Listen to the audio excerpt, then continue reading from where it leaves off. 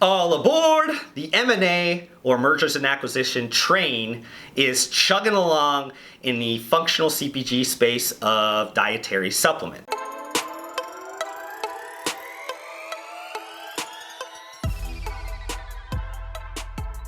Are you guys tired of the Groundhog's Day repetitive type content where I talk about a functional CPG brand being bought by a larger entity? Well, I hope not, because this is a trend that is just starting. This is a trend that is going to continue on, I think, for at least the next year and probably longer than that. The consolidation of the industry as a whole is going to continue to happen at a feverish type of a pace, but I hope you guys will stick around on my channel to constantly see some of that breaking news.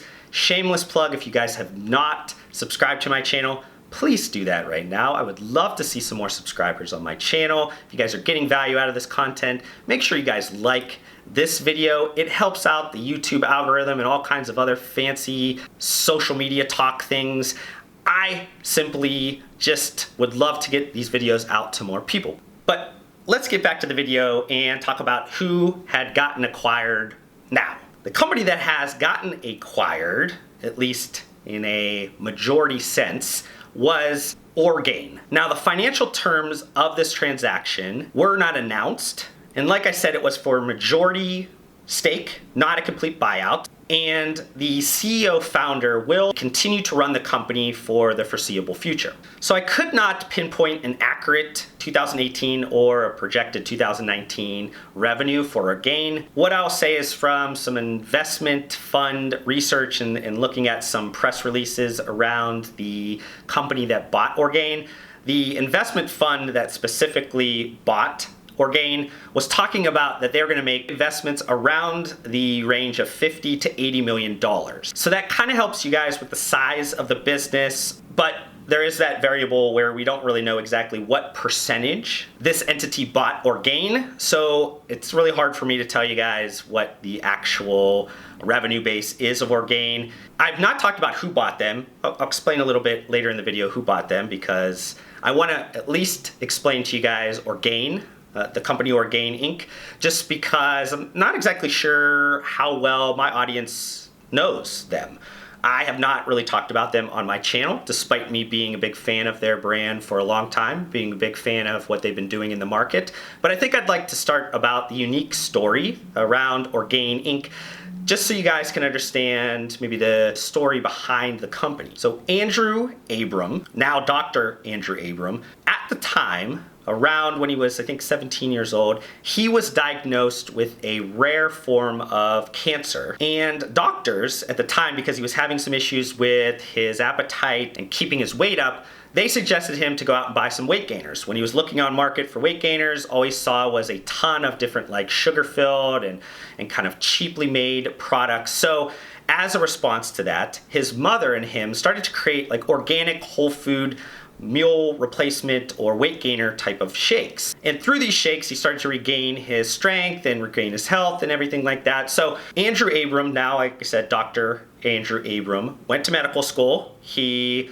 practiced medicine, but during this whole time, he always had this in the back of his mind around this like nutritional shake that him and his mom made. And he thought, hey, I am going to quit my practice and I'm going to create a company based around the pillars in which these shakes were created back when he was a late teenager. So in, I think, 2008, Orgain was created, and this is a perfect example of a founder's story, the why behind a founder being integrated in the why behind a brand story. This is probably one of the best examples I've ever kind of seen in market. And this is the driving force behind the brand. It has continued to be the driving force behind the brand, regardless of maybe them creating products that are not specifically always around helping a patient that has a cancer diagnosis or something similar that, or maybe having some issues with appetite. They have broadened their approach or their positioning with their different customer bases, but that is still a driving force. A lot of the propositions around Orgain is still based on that original story. Now Orgain, if you guys have not seen it in market, they've actually like 30,000 doors. It's a lot of doors for especially a nutritional supplement company. They are in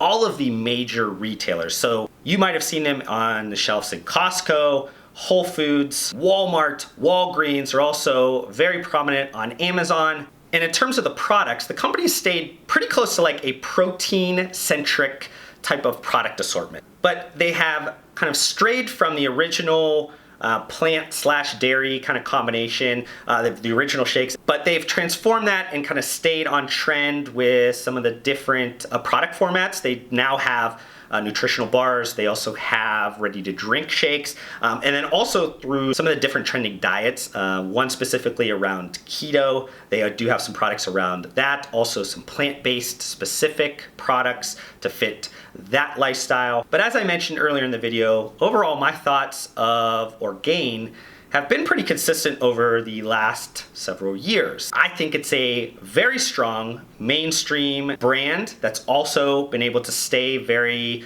kind of premium-esque in terms of their product development, product propositions, being that they are organic certified. And they've seen continued growth in the food, drug, mass, convenience channels. But more importantly, they've also been able to stay very close to their core. They know their customer bases very well. They utilize digital marketing very well, and they're able to attract a good amount of their sales through online retailers like Amazon, but also through their direct-to-consumer website. So they are in the appropriate channels. They're doing well in the appropriate channels to be assumed that they will continue to grow and be able to grow quicker with the additional resources that the acquirer will give them. So I think we should transition to the acquirer who acquired Orgain Inc. And this is the Los Angeles private equity firm Butterfly. Kind of a fun name for a private equity firm. I do work and know a ton of private equity firms, and this is probably one of the most uniquely named one. So props to whoever named Butterfly. But to give you guys a little bit of sense of like who is Butterfly, who is the private equity firm Butterfly, they are a private equity firm that specializes in the food sector and what they call seed to fork across a ton of different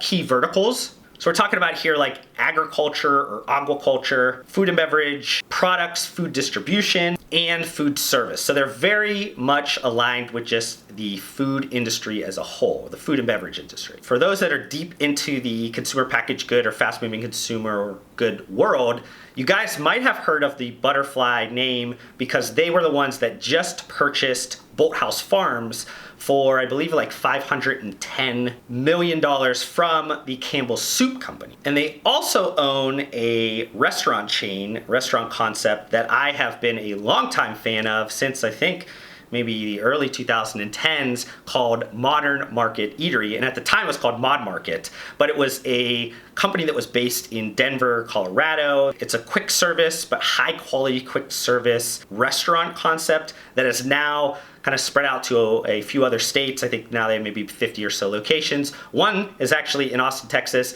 only a few blocks from where I live right now. I still get to enjoy that food since I moved from Denver, Colorado. But what will Butterfly provide to Orgain? What was the purpose of this transaction as a whole? I think importantly, obviously a ton of resources. This is a private equity firm that has a ton of experience around the food sector at extremely large companies. Just on that level, being able to tap some of that knowledge base is great. But I think that Orgain is going to be focusing around increasing their brand exposure in the market.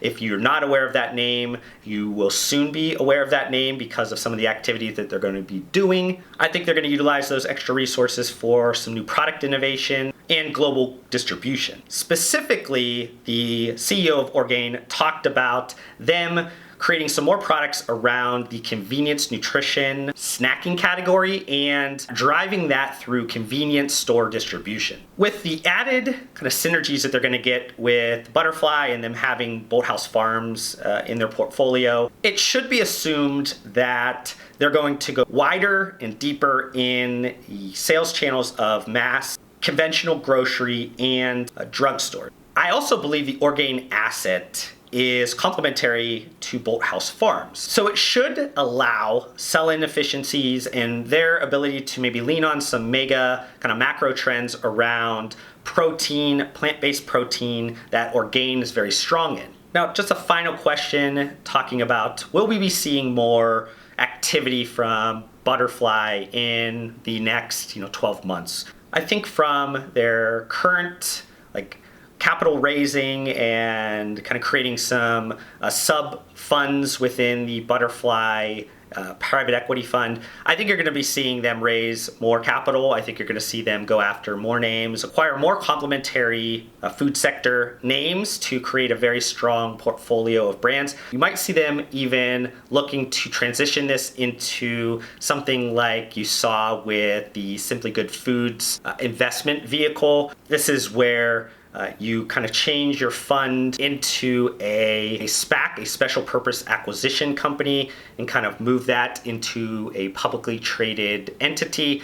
Not exactly sure if that's something they'll do, but I think whatever they're going to do, they're going to be out there being active looking at acquisitions, because this is a very good environment right now for acquisitions. I think that if you can highlight the appropriate names early, you can definitely get them at a price that makes sense, that they're not late cycle in terms of the life cycle of their products or their propositions. I think that you're going to see them being aggressive. So I think at least you're going to see their name a few extra times probably in 2020. I'm going to end this video here, guys. Hopefully you got some value, enjoyed this. If you guys have any questions about Orgain Inc. or around Butterfly, the private equity firm, I would love for you guys to comment below, ask those questions. If I do not know the answer, I will go directly to the sources and get you guys that information. Thank you so much for watching this video. If you want to help support me, make sure you guys hit that thumbs up button on this video. If this is the first time you've been introduced to my videos, would love for you guys to be a part of my community by subscribing to my channel. I upload several videos just like this weekly, and if you guys want to connect further outside of this platform, I do include all of my social media links down below. I just want to thank you guys again for your time. Hopefully I gave you some value in return, and we'll see you guys on the next video.